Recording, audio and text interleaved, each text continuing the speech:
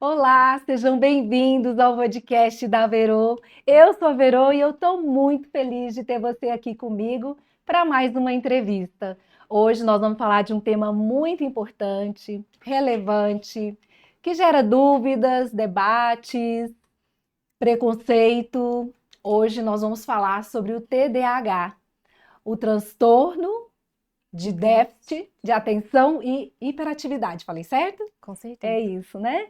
Você já se pegou pensando se aquela agitação toda de uma criança pode ser só energia acumulada ou pode ser algo mais? Você já ouviu falar que TDAH é coisa da escola? Ou pior ainda, que TDAH é falta de limites? Pois é, ainda há muita desinformação a respeito desse transtorno. Que é um transtorno real e que afeta profundamente a vida das crianças, dos jovens. E para esclarecer um pouco mais sobre esse tema, eu recebo hoje a doutora Laiane Barros. Ela é médica psiquiatra infantil, trabalha com crianças e adolescentes e tem acompanhado de perto os desafios do TDAH. Na entrevista de hoje, a gente vai falar sobre as causas, os sintomas, o tratamento. Então, se você que é pai, é mãe, professor, cuidador, ou simplesmente uma pessoa que quer promover uma infância saudável e inclusiva, fica com a gente até o final, que essa conversa vai fazer a diferença. Doutora Laiane, primeiramente, muito obrigada por ter aceito o convite para a gente debater um tema que é tão importante. Mas antes de entrar no tema central da nossa conversa, eu quero saber um pouquinho da sua história, onde começa a sua história, como a sua história te moldou para te trazer nesse momento da vida dedicado a uma causa tão nobre, né, aos cuidados aí Uhum. da saúde mental das nossas crianças, dos nossos jovens. Fala um pouquinho da sua história. Ótimo, Verô. Primeiramente, eu quero agradecer pela oportunidade de estar aqui. Eu fico muito feliz de falar desse tema, que é um tema que eu particularmente amo tratar, Uhum. amo fazer o diagnóstico. Muito obrigada pelo convite. Sobre a minha história, ela começou já há algum tempo. Eu me dedico, pela medicina, já me identifico pela medicina desde muito cedo, desde muito pequena. Sempre gostei de ouvir o outro, gostei de tentar entender o outro, muito mais do que uma Uhum. palavra, um silêncio, um gesto. Sempre tive essa preferência em ouvir e escutar. E então fui fazer medicina, fiz medicina na Univangélica, sou médica formada, e em seguida eu fiz residência em psiquiatria na Universidade Federal de Goiás, e durante o meu estágio na Faculdade de Medicina, eu tive a oportunidade de acompanhar o atendimento de muitas crianças e Uhum. adolescentes. E eu vi o quanto que as crianças, elas são negligenciadas.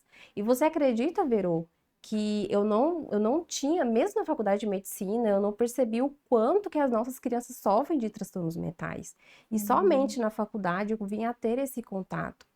E o tanto que as crianças são negligenciadas, muitas vezes há um subdiagnóstico.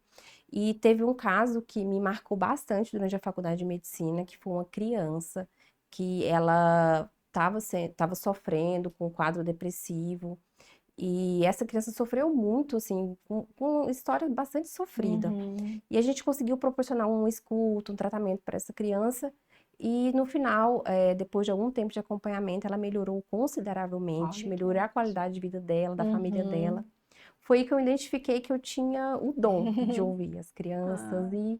e quis fazer parte desse mundo, quis fazer parte em ajudá-las mesmo. Uhum. Foi aí que surgiu a vontade de ser psiquiatra e em seguida psiquiatra da infância e adolescência. Ah. Então, eu fiz residência em psiquiatria na Universidade Federal de Goiás e depois da residência de psiquiatria, fiz a minha subespecialização em psiquiatria da infância e adolescência na USP. E Uhum. hoje eu tô onde eu tô. Nossa, que lindo! Parabéns! História linda, inspiradora mesmo, né? Doutora Laiane, a gente escuta falar muitas explicações, algumas até equivocadas a respeito do TDAH. Então eu quero começar com você nos explicando o que é TDAH. Então, o TDAH, ele é um transtorno do neurodesenvolvimento, ou seja, os sintomas ele já deve iniciar na infância, logo nos primeiros anos de vida. Os Uhum. sintomas, às vezes acontece, a gente dá o diagnóstico no adulto, né, mais velho, mas os sintomas ele deve iniciar antes dos 12 anos. Uhum. Então, ele é um transtorno do neurodesenvolvimento em que há uma desregulação dos neurotransmissores, que é a dopamina, a noradrenalina, que são responsáveis pela capacidade de concentração, de atenção, de controle de impulso e também da atividade motora. Esses neurotransmissores, de uma forma desregulada nas principais áreas cerebrais, que é o córtex pré-frontal, os núcleos da base, o cerebelo, fazem com que tenha os sintomas do TDAH, que são a hiperatividade, o déficit de atenção, o pobre controle de impulso, a desregulação emocional, que são sintomas mais comuns que a gente vê. É muita coisa. É muita coisa. E aí, assim, às vezes os pais podem ver os filhos ou uma criança com comportamento ou agitado demais, ou às vezes desatento, e aí nem sempre a gente sabe identificar se aquilo está ultrapassando do limite, vamos dizer, ali, da normalidade para a idade daquela criança. E aí, como que nós, enquanto pais, o que que a gente pode observar para diferenciar ali se é um comportamento típico da infância ou se são sinais reais do TDAH? Essa é uma ótima pergunta, Verô. E porque de fato, às vezes, assim, é muito como as vós falarem, menino bom é menino agitado mesmo, é menino bagunçado, que pula, né? Que é mais agitado, mais elétrico. Mas é comum que as crianças, elas sejam mais elétricas mesmo, do que os adultos, né? Que elas brincam, que elas corram, né? Falam alto, falam demais. Mas quando esse brincar demais, essa agitação, ela ultrapassa do limite, né? E ela começa a ser maior em relação às outras crianças da mesma faixa etária e começa a ter um prejuízo, a palavra é prejuízo significativo, tanto na interação com os amiguinhos, nas atividades da escola, a criança ela não consegue ficar quieta durante as explicações, fica pedindo várias vezes para ir no banheiro. Então é uma criança mais agitada na escola, mais agitada em casa, nos ambientes. Então, quando essa agitação, esse déficit de atenção começa a causar um prejuízo para a família, para a criança, é que a gente fala no TDAH, no transtorno. Inclusive, Verô, é muito comum que a família comece a parar de frequentar os lugares por causa desse comportamento agitado da criança. Eu tenho muitos casos, assim, dos pais, assim, chorar durante a consulta que, doutora, eu não consigo ir no shopping, eu não consigo ir no supermercado, não consigo ir no restaurante, porque o meu filho não para quieto, o tempo todo vai nas mesas, conversa, até muitas vezes tira o alimento do outro, né? Essa dificuldade de controlar impulso. Então, quando esses sintomas, ele começa a causar prejuízo em 2 ou mais ambientes, tem que ser 2 ambientes. Ou na escola, em casa, na rua. E aí a gente fala do transtorno do TDAH. Esse é o momento de procurar ajuda. Esse é o momento de procurar ajuda. Antes de estabelecer um prejuízo significativo, né? Antes da casa desorganizar na escola, os pais devem buscar ajuda profissional. Doutor, e assim, para a gente falar sobre, não sei se é as causas, mas porque algumas crianças desenvolvem e outras não. Assim, é possível se falar em fatores de risco que contribuem para o aumento do desenvolvimento da TDAH ou não? Sim, a gente fala em fatores de risco, sim. O TDAH, ele, como a maioria dos transtornos psiquiátricos, ele é de origem multifatorial. Tem uma forte influência genética. Então, aquelas crianças, né, que são filhos de pais que têm algum transtorno mental ou pais com TDAH, ela vai ter o risco maior de desenvolver o TDAH. Então, tem os fatores genéticos envolvidos na prevalência do TDAH, mas tem também fatores ambientais, né? Como, por exemplo, exposição intraútero a toxinas, a drogas ilícitas, ao tabaco, a toxinas, né? Como, por exemplo, o chumbo. Crianças que nascem prematura. O estresse materno durante a gestação também é um fator de risco para o TDAH. Então, as mães que durante a gestação elas passam por um estresse emocional muito grande, aquelas crianças vão nascer com risco aumentado do TDAH. Olha. A violência que a criança passa durante a infância também aumenta o risco do transtorno. Então, crescer em um ambiente conturbado, com muita violência, com muito estresse familiar e com negligência também é um fator de risco. Né? Mas fatores de risco assim, mais bem conhecido e mais bem documentado é a prematuridade, que é a criança que nasce com menor de 37 semanas, o baixo peso ao nascimento, crianças que nascem com menos de 2.500 gramas, exposição intraútero ao tabaco, a drogas ilícitas, ao álcool. Que mais? Deixa eu ver se eu lembro de mais algum. E as negligências, né, que ocorrem tanto intraútero quanto durante Depois, a né, a infância. infância. Uhum. Doutora, e assim, como que é para se chegar a esse diagnóstico? Porque não é feito, não tem um exame de sangue, não tem um exame de imagem, e às vezes alguns pais podem receber e se sentir receoso, mas será que é mesmo, né? Assim, surge essa dúvida, assim, do tipo, tem certeza, né? Surge essa Surge esse dúvida, tipo né? de dúvida. E E é, como que é, vocês chegam no diagnóstico? e é uma pena, né? Seria tão fácil a gente pudesse fazer um exame, tipo uma tomografia, uma Aham, ressonância, né? E fechar o isso. diagnóstico. Mas os transtornos mentais, em gerais, eles passam por isso, né? Porque o diagnóstico, ele é clínico. Ele é Uhum. feito a partir de uma avaliação cuidadosa e criteriosa por meio do psiquiatra da infância e adolescência, que vai avaliar, por meio de uma entrevista semi-estruturada, se a criança apresenta os critérios diagnósticos. Muitas vezes a gente lança mão de escalas diagnósticos, como, por exemplo, a SNAP-4, a CARS no adulto. E por meio dessa avaliação, né, como foi o nascimento dessa criança, se teve Uhum. exposição, se teve fatores de risco ali na infância, o histórico dela escolar, como que é na escola, muitas vezes a gente entra em contato com a escola para fazer a entrevista com a escola também, Sim, e sim. avaliando a criança também durante o consultório, é que a gente consegue fazer o diagnóstico. Então, Uhum. não tem um exame Sim, laboratorial, pois não é. tem um exame genético e também não tem um exame de imagem.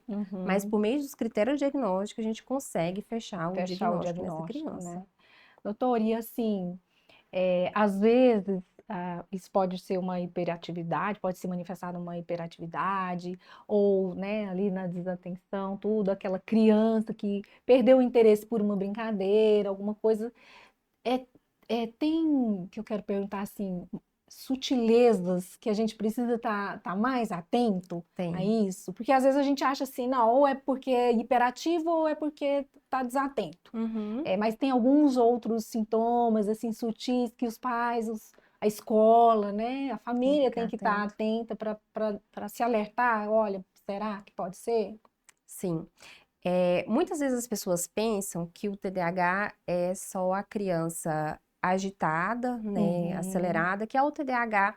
As pessoas vinculam muito o TDAH à hiperatividade. sim. Então, a maioria das pessoas acreditam que todo o TDAH vai ser hiperativo, vai ser agitado.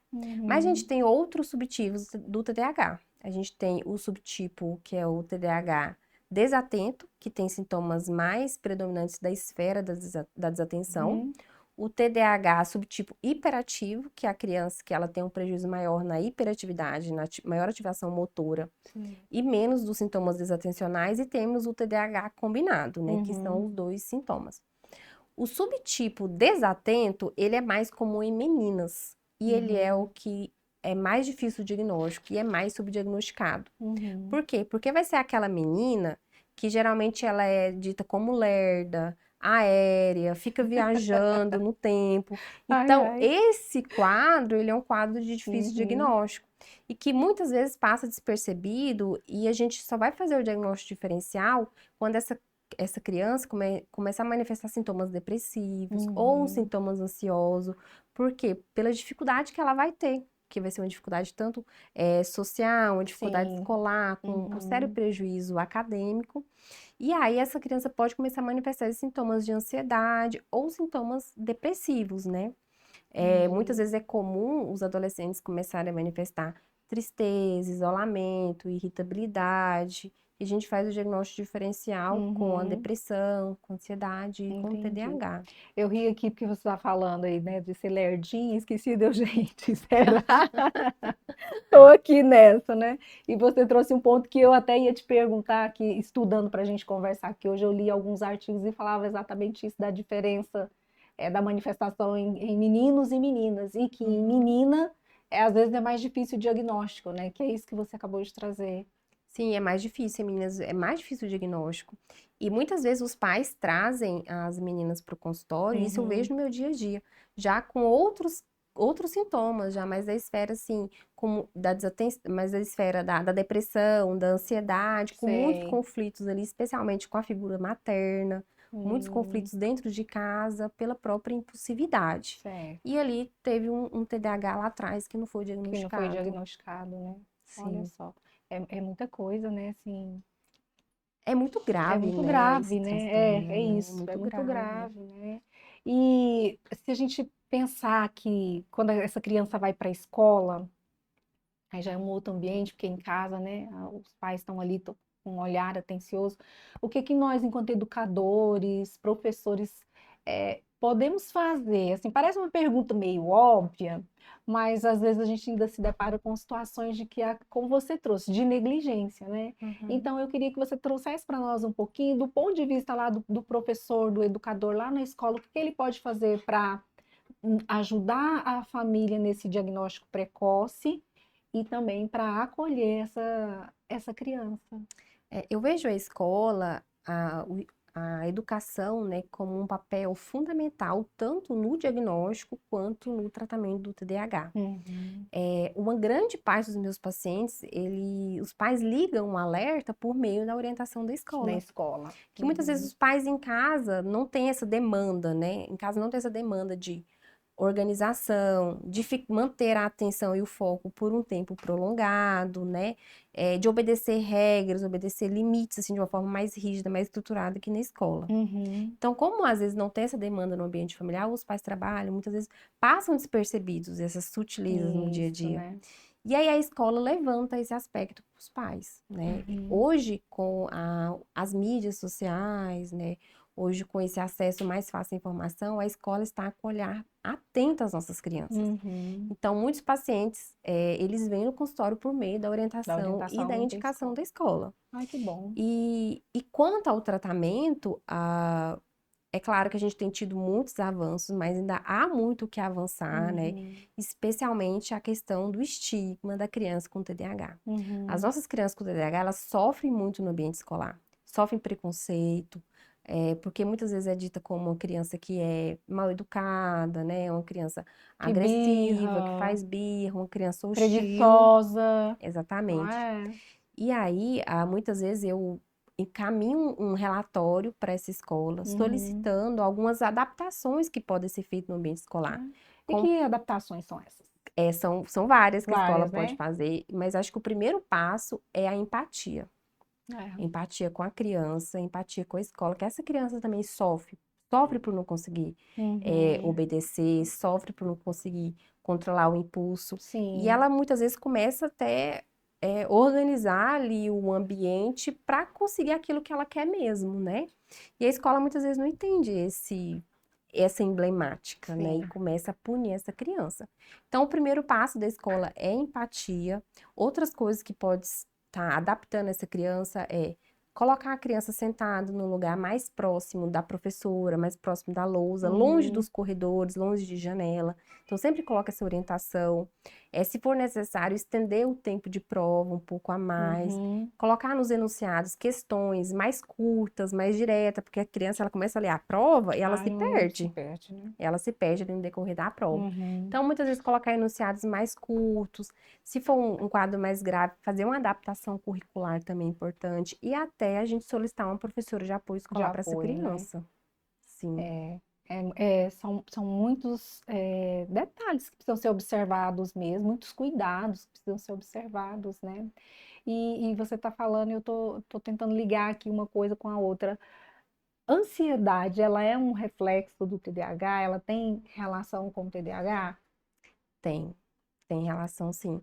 Porque o TDAH, 80% das crianças e adolescentes que têm TDAH, eles vão ter algum outro diagnóstico comórbito. Uhum, E a maioria tem, manifesta os sintomas, os transtornos de ansiedade em geral. uhum, Porque a própria dificuldade de regulação, tanto de regulação emocional, comportamental dessa criança, ela gera muitos sintomas referentes à baixa autoestima, uma sim, sensação de inadequação social. Então, é muito comum que as nossas crianças manifestem transtorno de ansiedade, transtorno depressivos comórbidos. uhum, Mas é muito importante também fazer um diagnóstico diferencial, porque o transtorno de ansiedade, por si só, ele pode gerar sintomas cognitivos como um déficit atencional. Então, a gente precisa estar atento. Será que é será um que transtorno de ansiedade primário ou é secundário ao TDAH. Então, a Uhum. avaliação ela tem que ser bastante criteriosa e observar o comportamento dessa criança antes da alteração Certo. comportamental, antes da ansiedade, como que era o seu funcionamento em casa, seu funcionamento na escola. E muitas vezes a gente vai ter que fazer esse tratamento combinado, Uhum. tanto do TDAH Sim, quanto da quanto da ansiedade. ansiedade. Aham. Doutora, e quando se fecha o diagnóstico, e aí a gente vai falar do tratamento, em que caso que é indicado uma medicação, porque às vezes os pais a gente tem esse receio, né? Será mesmo que o meu filho tem que passar a tomar uma medicação agora para controlar isso? E assim, tem casos em que se é indicada a medicação, tem casos que só terapias, por exemplo, outros tratamentos complementares é suficiente. Como que funciona quando é fechado o diagnóstico, esse tratamento? A partir de quando a gente fecha o diagnóstico, né, a criança tem TDAH, a gente avalia se o quadro da criança é um TDAH leve, tem um leve prejuízo Ele tem funcional, umas TDAH escalas. moderado Uhum, ou o prejuízo funcional é grave. Se for um quadro leve, com leve prejuízo funcional, a gente pode começar com terapia, né? Começa a fazer uma uhum, psicoterapia. A terapia mais indicada para o TDAH é a terapia cognitivo-comportamental, em certo. que por meio das sessões o psicólogo vai trabalhar a questão de controle de impulso, lidar com essas distrações do dia a dia. Muitas vezes a gente lança mão de uma rotina mais estruturada, de quadro de tarefas, Sim. né? Agora, se o quadro já for um quadro moderado a grave, a maioria dos pacientes vai precisar de Já precisa ter medicação. medicação. Sim. A medicação que a gente tem hoje no mercado é tratamento primeira linha do TDAH, são os psicoestimulantes, que a gente tem duas grandes moléculas, que é o metilfenidato e a Uhum, lisdexafetamina. O metilfenidato a gente tem como nome mais comum a Ritalina, que é sim. um nome que assim a maioria das pessoas conhece, né, já ouviram falar. Temos Uhum, a Ritalina LA, que é de liberação prolongada. Temos o Concerta, que é uma medicação que dura por 8 horas. E temos a lisdexafetamina, que é uma molécula que dura por 10 a 12 horas na corrente sanguínea. Então, a gente faz entendi. essa estratificação. Se for um quadro leve a moderado, a gente faz a terapia. Se for um quadro moderado a grave, Uhum, já tem indicação de iniciar a medicação junto com as outras, com o tratamento não farmacológico, né? Que é sim. a psicoterapia, a terapia ocupacional, Uhum, o acompanhamento com o psicopedagogo também. As medicações, por exemplo, o metilfenidato, a lisdexafetamina, elas atuam nas principais áreas que têm uma alteração da circuitaria neuronal, que é o córtex pré-frontal, os núcleos da base e o cerebelo. uhum. Essas moléculas fazem que aumenta a noradrenalina e a dopamina, que são neurotransmissores responsáveis por essa conectividade, que melhora a atenção, Sim. melhora a concentração, o foco, o controle de impulsos. Uhum. Muitas vezes eu falo para os pais o seguinte, eu faço uma metáfora para eles entenderem assim sobre como funciona o cérebro do TDAH. Ah, O cérebro do TDAH, ele é como, nosso cérebro é como se fosse uma orquestra, né? Nós temos ali os músicos tocando no seu compasso e temos o maestro adorei a que, metáfora. que orquestra Aham. essa sinfônica, né? Então, se aquele maestro, porventura, ele tá atrasado, ele tá desatento, né? Tá desfocado, a toda aquela orquestra vai tocar fora do Vai compasso. desafinar, Vai né? desafinar, vai desorganizar. E assim, mais ou menos, Aham. é o cérebro TDAH. Ele é desatento, é desastrado, né? E quando a gente entra com a medicação, né, o metilfenidato, a lisdexafetamina, faz com que aumenta os neurotransmissores, que é a Uhum. noradrenalina e a dopamina, que são responsáveis por essa orquestra, Ó. que é responsável em colocar ali tudo no Aham. lugar, né? Na harmonia, Na né? harmonia. E é Aham. isso que a gente quer, né? E muitas vezes a gente associa o uso das medicações às Uhum. outras terapias, Outras né? A terapias. psicoterapia, que é muito importante, Uhum. né? A terapia ocupacional, o acompanhamento psicopedagógico. Uhum. Mas eu acho Entendi. que o primeiro passo, assim, de longe do tratamento do DH é a empatia.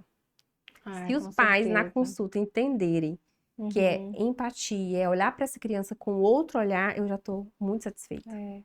E assim, tem muito rótulos, né? Tem muitos rótulos.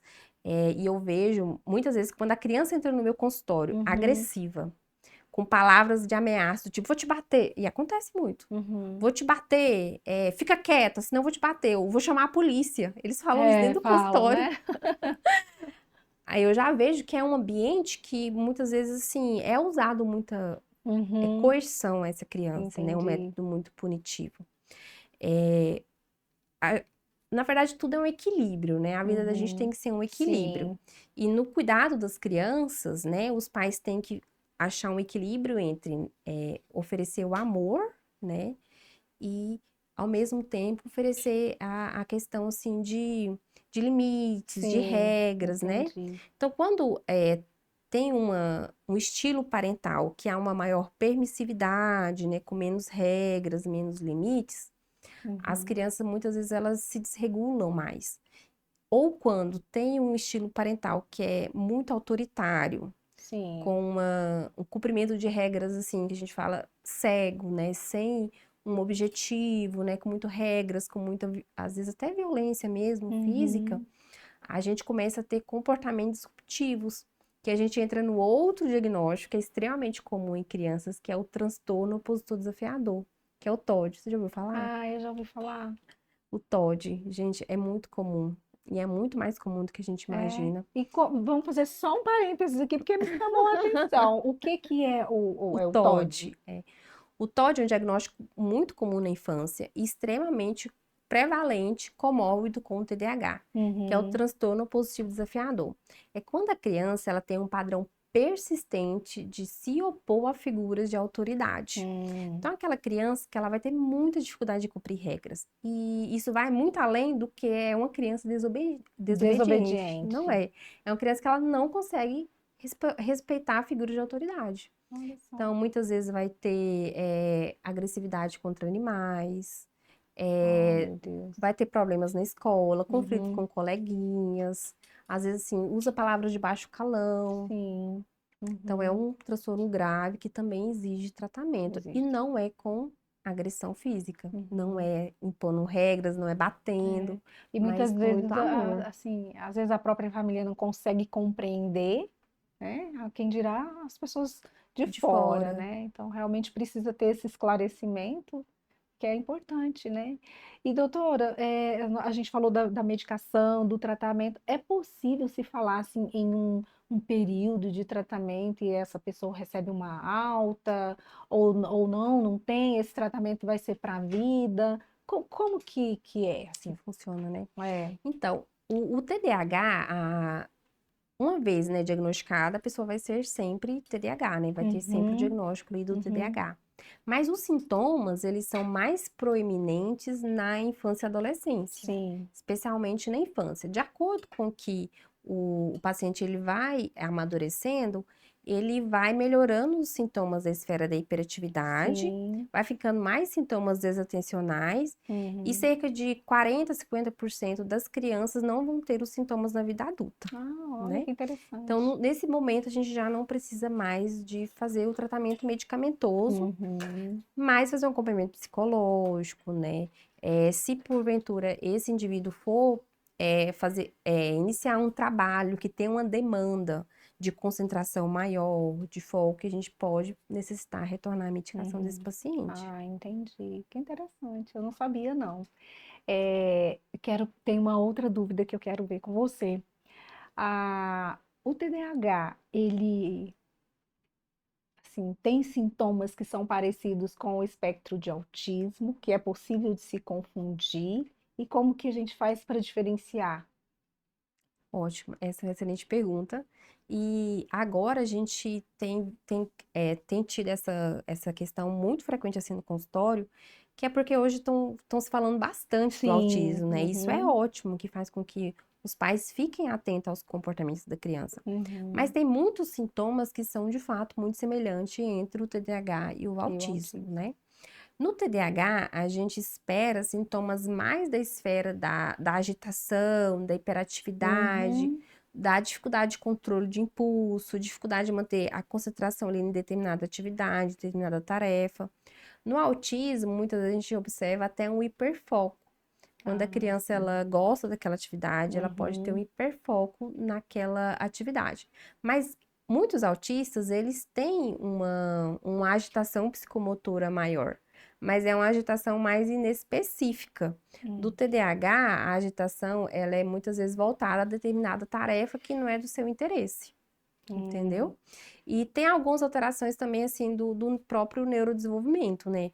Por exemplo, no autismo, a gente espera que o paciente, ele tenha um transtorno da comunicação, né? Um prejuízo na interação e na comunicação social, associada a outros sintomas, como, por exemplo, comportamentos e interesses repetitivos e muito restritos, comportamento estereotipado, uma hipersensibilidade sensorial. Então, tem outros critérios diagnósticos que a gente vê no autismo. Mas alguns sintomas são, de fato, eles confluem, né? Que é a agitação, é um transtorno que começa logo na primeira infância, pode haver um atraso, os dois quadros, pode haver um atraso da comunicação, da fala. Então, a gente tem que estar atento aos outros critérios diagnósticos para fazer um diagnóstico diferencial. Assertivo, né? Doutora, o tempo de tela tem relação com esses transtornos? Essa é uma pergunta ótima e, assim, tem controvérsias Há quanto controvérsias, a isso. né? Há controvérsias.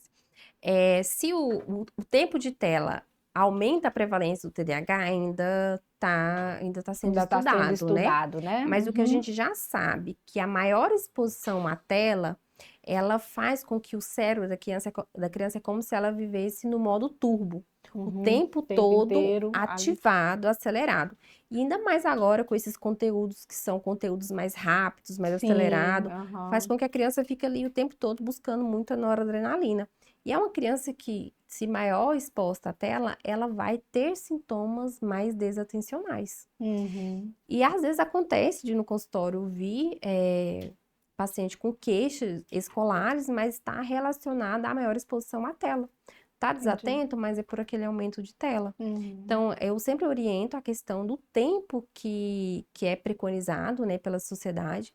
Por exemplo, a Sociedade Brasileira de Pediatria, ela orienta que criança de 0 a 2 anos, ela não tenha exposição a nenhum tipo de tela, a não ser assim, se for um videochamada, uma coisa assim mais curta, né? Mas zero exposição. De 2 a 5 anos, exposição de no máximo 1 hora, mas uma exposição supervisionada por um adulto. De 0 a 10 anos, exposição de 1 a 2 horas, com exposição controlada. Hoje tem aplicativo que a gente pode controlar os sites que é permitido para essa criança. E de 10 a 18 anos, de no máximo 1 a 2 horas por dia de exposição à tela. Mas sempre com muita responsabilidade, porque hoje, infelizmente, as nossas crianças, elas têm acesso a muitos conteúdos que não são apropriados para a idade, e até a situações, assim, de violência, exposição a algum tipo de violência mesmo, que essa criança pode estar sendo exposta e ela nem perceber.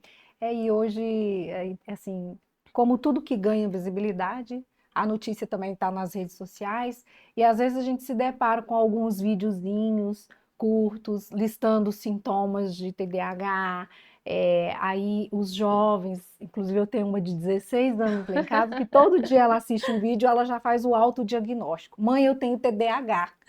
Menina, de onde você tirou isso? Não, a influencer tem, ela falou, os sintomas é o mesmo meu, eu tenho TDAH. Então, levando a um autodiagnóstico. E aí, assim, queria saber a sua opinião, se essa exposição toda nas mídias, né, nas redes sociais, elas ajudam a conscientizar sobre o tema ou elas mais confundem do que ajudam a esclarecer? Nesse sentido, são duas facetas, né? Uma é que, de fato, a maior exposição ao conteúdo, né, à informação, faz com que muitas pessoas ouçam, né, se identificam e buscam ajuda, né? A outra faceta é que listas de sintomas, né, especialmente aqueles vídeos, né, 10 sintomas do TDAH, 5 sintomas do TDAH, fazem com que muitas pessoas se identificam. Porque, de fato, ter desatenção, ter um prejuízo no foco, todo mundo tem, né? Especialmente quando não é uma área que é do seu interesse, que você não gosta, você tem aptidão. Mas chegar a ter um prejuízo significativo e os outros critérios diagnósticos, ele só deve ser feito por um profissional da Sim. área Uhum. competente no assunto e por meio de uma entrevista médica, né? Então, essa exposição a esses vídeos, né, essas informações, muitas vezes podem gerar muita ansiedade, Uhum. muita angústia na pessoa, né? Muitas vezes até o uso de medicações de forma Inadequado, né? automedicada. Automedicação. Então, tem esse risco, mas a gente tem que estar sempre atento, né? Às nossas crianças, aos nossos Uhum. adolescentes. Se porventura houver essa preocupação, né? Se há ou não um diagnóstico, Uhum. passar para uma avaliação para verificar se de fato é ou é um outro transtorno que Uhum. pode estar gerando esse prejuízo cognitivo, prejuízos desatencionais, ou se trata de fato de um TDAH. Uhum. É.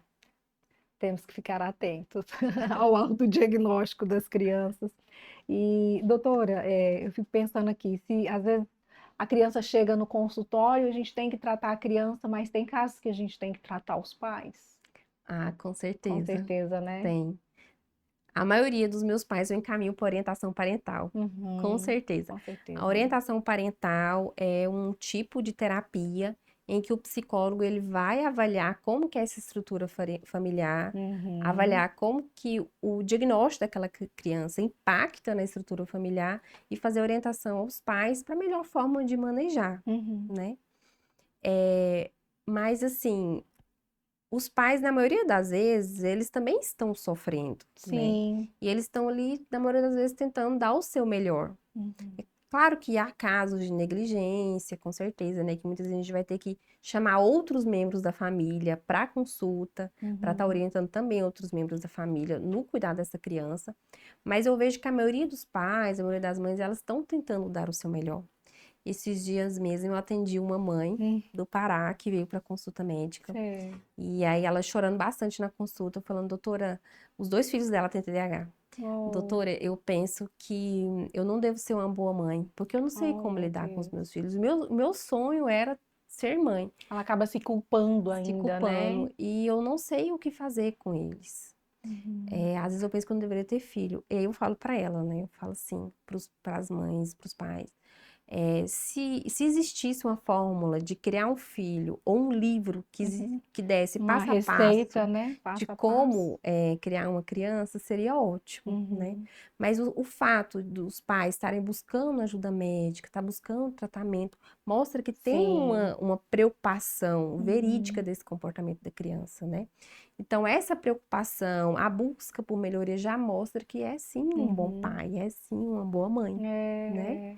Então, assim, muitas vezes no consultório eu reforço isso, reforço esse vínculo. Muitas vezes Uhum. o básico ele precisa ser dito.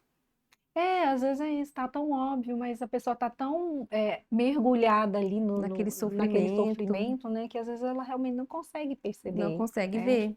E assim, o fato da pessoa estar tentando, né, tá lutando, né, tá tentando ajudar a criança, né, já Uhum. mostra que é uma boa mãe, é um bom Sim. pai. Tá querendo buscar uma ajuda, uma orientação. Ai, tá certo. Doutora, e se a gente, enquanto sociedade, a gente percebe a negligência? Eu percebi a negligência ali numa casa, numa família. Como é que a gente deveria agir nesses casos? É, tentar ajudar, né, com o que está ao nosso alcance. Hoje a gente tem meios, né, meios civis, né, para você ir Uhum, atrás, né, por exemplo, sim. acionar um conselho tutelar, Ah, sim. acionar as esferas legais, né, ou a escola também, né, tá orientando nesse sentido para buscar Para uma buscar, ajuda para essa né? criança, E às né? vezes até prestar um apoio mesmo ali para aquela família, se a gente tiver essa abertura, tiver essa liberdade, Sim, né, de conversar, que às vezes é igual a gente está comentando, a pessoa está tão no sofrimento que não despertou para aquilo mesmo, né? exatamente. E, doutora, assim, o TDAH, a compreensão do transtorno, a gente já conseguiu evoluir um pouquinho, mas a gente sabe que ainda tem muitas barreiras aí sociais, eu diria até institucionais, que dificultam um diagnóstico precoce e um tratamento adequado, né? Eu queria, como que você vê, como é que está essa questão do tratamento do TDAH no nosso sistema público de saúde? Eu vejo que tem avanços significativos, Ah, que né, bom. assim, na Uhum. área da saúde mental em geral. Hoje a maioria das nossas medicações elas já são disponibilizadas pelo SUS, Uhum. mas infelizmente nós temos poucos profissionais que atuam no diagnóstico No de crianças e diagnóstico. adolescentes. Uhum. Temos poucos profissionais que fazem as terapias, que fazem reabilitação, Uhum. e é muito caro, né, o tratamento, né? As medicações são caras, então a gente enfrenta muito esses desafios, especialmente quando a gente fala de um público que o público é mais com menos recurso financeiro, Sim. né? Uhum. Mas eu vejo que tem melhorado consideravelmente, né? O estigma em torno dos transtornos mentais ainda são Ainda grandes, são né? grandes, né? As crianças, especialmente as crianças que têm alguma alteração comportamental, a maioria são estigmatizadas, são rotuladas e Rotuladas. poucas, de fato, recebem o acesso ao tratamento de forma apropriada. Uhum. Então, com certeza, há Entendi. muito que avançar, muito que avançar. E como que nós podemos orientar agora as nossas crianças, né? Para acolher aquele coleguinha, porque às vezes a gente já vivi situação assim na família, em que a criança ali muito agitadinha, ela quer ficar, ela quer pegar, ela quer estar junto, e a criança não quer, começa a repelir aquilo ali, né? E aí às vezes a gente fala, não, filho, vai lá, brinca com ele, mas tem aquelas coisas da criança, né? Então assim, o que que a gente pode também fazer com as nossas crianças para estimular a amizade, para estimular o acolhimento daquela outra criança? Porque, na verdade, tanto eu. Me corrija se eu estiver errada, mas eu estou entendendo assim, que tanto a criança que tem o transtorno, ela sofre porque ela não sabe lidar com aquilo ali, e a criança que não tem também, mas que às vezes convive, também não sabe lidar, né? Então, e aí assim, o que que a gente pode fazer no caso da criança que está ali, que poderia acolher melhor aquele coleguinha, sem também coagir a criança, vai lá, você tem que ir lá e brincar com ela, né? Assim, qual que deveria ser o meu comportamento ali com essa criança? Sim, isso é uma coisa que eu vejo muito comum quando tem irmãos. Quando tem irmãos. Quando um irmão tem um diagnóstico de TDAH e o outro não tem, né? Uhum, E aí é até mais fácil orientar, né? A gente fala, olha, sempre tenha calma, né? Tenha paciência. uhum, Muitas vezes, se for para ensinar algum tipo de comando, uma criança que não tem o TDAH, você ensina 2, 3 vezes, né? A sim, criança TDAH você vai ensinar 8, 10, 20, 30 vezes a uhum, mesma coisa até que ela aprenda a executar aquela determinada ação. Então, uhum, assim, ter muita paciência, muita calma, né? Ter a habilidade de lidar com essa criança que a gente já espera que seja muitas vezes uma criança mais explosiva, mais uhum. impulsiva. E assim, o amor, né? O carinho, a atenção por essa outra Por essa outra criança. criança, né? Estimular mesmo. Sim. E a gente falou um pouquinho, não é o foco aqui, mas eu queria entender um pouquinho também como que funciona o TDAH no adulto. Se eu vi que você falou que às vezes a gente já evolui para tirar uma medicação, às vezes já perde aquele foco da agitação e vai um pouquinho para desatenção. Como que é? Sim. Hoje, com acesso à informação, nós temos muitos adultos que buscam o acompanhamento psiquiátrico por se identificarem com os sintomas do TDAH. E Uhum, quando a gente vai avaliar a história desse adulto, os sintomas vieram muito antes, né? É, Algumas décadas atrás, acreditava-se que o TDAH ele era puramente da infância e adolescência, sim. porque os sintomas eles são mais proeminentes em crianças e adolescentes. Mas os estudos foram vendo que, na verdade, uma grande parte desses indivíduos permanece com sintomas na vida adulta. Uhum, E aí vai ser um adulto que vai ter uma carreira frustrada, entra no emprego, entre outro, fica pulando de sim. um emprego para o outro, começa uma Uhum, faculdade, 2, 3, 4, não consegue finalizar, porque a mente do TDAH, os processos que vai desde o pensamento para uma execução de uma ação, ela passa por fases. E a sim. mente do TDAH, muitas vezes, ele pula fase devido à própria impulsividade. Então, Uhum. quando ele tem ali uma vontade de cursar uma faculdade, é uma vontade muito intensa, né? Ele começa a fazer uma faculdade e de repente ele já perde Já foco passou. naquela faculdade e já não quer mais, já pula para Uhum, outra. Além dessas consequências, a gente vê outras consequências muito comuns, que é, por uhum, exemplo, o uso de drogas ilícitas, A busca incessante por noradrenalina, velocidade, um comportamento Uhum. mais violento, mais agressivo. Entendi. É, Às vezes é muito comum também um sexo inseguro, né? A gente começa a ver Entendi. muito esse comportamento. E muitas vezes na vida adulta, quando esse paciente busca o psiquiatra, muitas vezes ele não busca pelo TDAH. Uhum. Ele busca porque já tem um quadro depressivo, né, devido às próprias frustrações vividas ao longo da vida. Sim. Depois de um divórcio é muito comum buscar ajuda. Uhum. E aí a gente vai ter que ver como que foi o desenvolvimento desse adulto, né? Para identificar e fazer esse diagnóstico diferencial Diferencial. com o TDAH. Ai, gente, eu tô aqui pensando na quantidade De de pessoas, né? pessoas que têm os transtornos. Eu estava até recentemente preparando uma palestra que eu vou fazer, e eu estava fazendo um estudo onde mostrava também da questão não só da depressão, da ansiedade, do burnout, né? Tantos transtornos. é, e assim, eu acho que a gente tem que falar mais sobre esse assunto. A gente ainda está falando, assim, já se fala muito, Mas a tá gente falando pouco está ainda. falando pouco ainda, parece que todo o Uhum. tanto que fala ainda não é suficiente, não é? Sim, a psiquiatria ainda sofre muito isso, né? É muito comum, às vezes, você ver stories no Instagram, né? A pessoa Uhum, posta foto, estou no meu cirurgião plástico, estou no sim. meu Mas dermatologista, mas nunca ninguém vi fala que ninguém está no postar que tá psiquiatra, no né? psiquiatra, né? Ninguém Ai, posta que tá no psiquiatra, então isso já é um começo, uhum. né? Da gente fazer essa Ainda reflexão. tem muito desse estigma de achar que. Porque na minha época, e eu tô falando porque eu tinha um casal de tios, eles eram psiquiatras, hoje eles já não são vivos mais.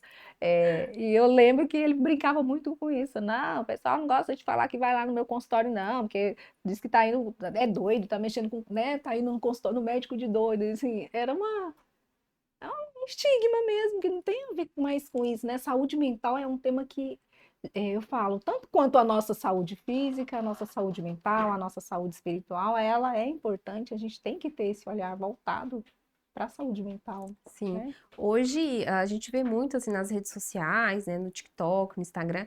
Hoje o maior troféu da geração atual é dizer que está com shape, né, botou shape, tá Uhum, fazendo esporte, tá fazendo alguma atividade física e tem a saúde mental equilibrada, sim, né? Hoje é o maior troféu da geração atual mas é esses dois quesitos. acho que é assim mesmo. Mas ainda a busca pelo psiquiatra, ela ainda é muito estigmatizada, né? Estigmatizada, não é? Tomar uma medicação de uso contínuo, muitas vezes, o próprio paciente fala, mas eu não sou doido, por que eu vou tomar remédio? Aham, o Mas próprio não é sobre paciente. isso, né? Não, É uhum, sobre necessitar de um acompanhamento, né? Muitas vezes não é só medicação, né? Muitas vezes é um uhum, acompanhamento, esclarecer um diagnóstico, sim, uma orientação familiar, é muito mais do que uma importante, né? medicação. Doutora, e o que dizer, o que nos orientar a respeito, por exemplo, daqueles pais, né, os tutores que se sentem ausentes e a gente tenta de alguma forma compensar essa criança de alguma outra forma, ou com um presente, ou com uma permissividade ali para a criança ficar à vontade, mas às vezes o que eu quero dizer assim, como é que a gente pode, porque a gente assume essa culpa, né? Sim, com A certeza. mulher hoje em dia, ela trabalha muito, estuda, ela tem uma vida muito ativa. Os pais, não só a mulher, estou falando na mãe, da mulher pela referência de mãe, né? Mas assim, e a gente se culpa por isso, de achar que meu Uhum. filho fica muito, eu fico muito ausente ali, e às vezes a gente quer compensar de outras formas, né? E não é só isso. Que a senhora nos orienta? Porque isso também tem relação com os transtornos? Não Sim, tem. tem, especialmente os transtornos da infância, né? Uhum. Infelizmente, hoje a gente tem muitas mães que cuidam das crianças, né, com a ausência da figura paterna. E Sim. faz muita Uhum. falta para o desenvolvimento daquela criança, né? Uhum. Como se fosse a primeira rejeição que aquela criança teve foi de um vínculo muito grande, que seria o pai, né, ou a mãe. Falando da mãe, né, que geralmente é o que a gente vê mais. E muitas Uhum. vezes no consultório eu analiso esse estilo, né, esse estilo de orientação, esse Certo. estilo de acompanhamento da criança, Porque isso acontece muito na prática, devido à ausência de uma figura paterna, muitas vezes tentar compensar, né? Tentar Sim. fazer trocas, né? Mas é muito importante que a criança, eu sempre falo para os pais, a criança ela precisa lidar com a frustração, ela precisa lidar com o não, ela precisa lidar com a tristeza, né? Uhum. Chorar, ficar com raiva, ela tem que lidar com isso, né? Certo. Então, e nada é uma moeda, você não pode usar um presente como moeda de troca, Troca. né? Em troca da sua falta como pai, né? Da sua Uhum. falta como mãe, você querer comprar ali como presente, comprar a criança presente, isso vai Sim. fazer muito mal para ela na vida adulta, Uhum. né? Então, os pais, eles precisam expor a criança àquela frustração de um não, aquela frustração, né, de uma negativa, né? Sim. Isso é muito Uhum. importante. Doutora, tem casos em que a criança ela toma consciência dessa condição e ela usa de manipulação? Existe isso? Para, não sei, do tipo, eu tenho Se TDAH. Se beneficiar beneficiar, de alguma acontece forma. de alguma forma? A gente sempre fica atento, Tem que né, ficar a essa atento, né, a essa possibilidade. Porque possibilidade. a criança, ela não tem essa maturidade Não, né? Isso está cognitiva, mais pro assim, adulto, que a talvez, né? gente, né? Ela não tem tanto, não. A Uhum, gente tem que estar sempre atento, né, e organizar. E sempre falar uhum. para a criança que o potencial dela é muito grande, né? Entendi. Sempre explorando o seu potencial para melhorar aquilo que ela venha ter dificuldade. Então, por isso o acompanhamento psicoterápico, o Sim. acompanhamento a longo prazo é muito Uhum. importante. Ai, que bom. Doutora, eu vejo que você é bem ativa nas redes sociais também, trazendo informações, esclarecendo, né? E eu acho que esse papel é muito importante, a gente fazer Sim. isso. A gente já está chegando aqui ao final da nossa entrevista, e eu quero deixar você à vontade para, se eu não abordei algum tema aqui que você acha que é interessante, olha, Verô, a gente podia ter falado desse ponto especificamente, eu recebo esse tipo de queixa. Eu gostaria de deixar essa mensagem, eu quero que você fique à vontade. Eu acho que a gente falou bem, assim, sobre, especialmente o TDAH, né, na infância e Uhum, adolescência, mas eu acho que a principal mensagem que eu quero deixar para os pais é que tem o amor, né? O amor, ele nunca é demais, né? Que manifestem mesmo, demonstre o amor para as nossas crianças, e com certeza, com amor, dedicação, a gente vai uhum. construir um futuro melhor para nós e para Ai, que eles, lindo, que né? bom. A gente chegou ao final da nossa entrevista, acho que eu vou Ai, marcar eu a tava parte gostando, hein? 2. Não, mas a gente vai marcar a parte 2. Tem muita coisa interessante que a gente ainda precisa Tem, com certeza. compartilhar, né? E eu quero agradecer mais uma vez pelo seu carinho, Obrigada. por ter compartilhado conosco do seu conhecimento, da sua experiência, falou com tanta clareza, com tanta empatia, com tanta sensibilidade, né? Que eu acho que é o importante. E eu acredito que um diálogo aberto entre a família, a escola, os profissionais, né? A sociedade, eu acho que abre caminhos não só para o Sim, acolhimento, mas também para a gente transformar os desafios em oportunidades de crescimento aí para essas famílias, para essas crianças, para os nossos jovens, né? com certeza, Verônica. E eu que agradeço pela oportunidade e espero vir mais vezes para a gente discutir mais, que tem Vamos falar muita mais, tem coisa muita para coisa falar, para hein? falar, né? Com certeza. E eu agradeço você que nos acompanhou até aqui. Já peço que compartilhe esse vídeo com muitas pessoas, faça essa conversa chegar bem longe, porque é uma conversa que foi rica, esclarecedora e importante de ser divulgada, de ser disseminada. Vamos espalhar coisas boas por aí, tá bom? Um beijo na alma.